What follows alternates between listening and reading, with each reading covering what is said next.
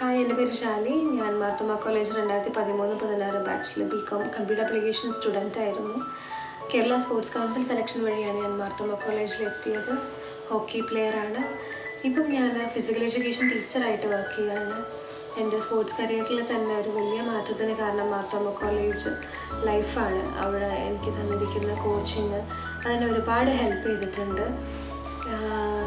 എനിക്ക് അവിടുന്ന് ഒരുപാട് അച്ചീവ്മെൻറ്റ്സ് ഉണ്ടാക്കാനായിട്ട് സാധിച്ചു. അതിലെനിക്ക് എടുത്തു പറയാനായിട്ടുള്ളത്, അവിടെ പഠിച്ചിരിക്കുന്ന 3 വർഷവും എനിക്ക് MG യൂണിവേഴ്സിറ്റി ഹോക്കി ടീമിൻ്റെ ഭാഗമാവാനായിട്ട് സാധിച്ചു. ഇന്റർ യൂണിവേഴ്സിറ്റി കളിച്ചു, അത് കോമ്പറ്റീഷൻസിൽ പങ്കെടുക്കാനായിട്ട് സാധിച്ചു.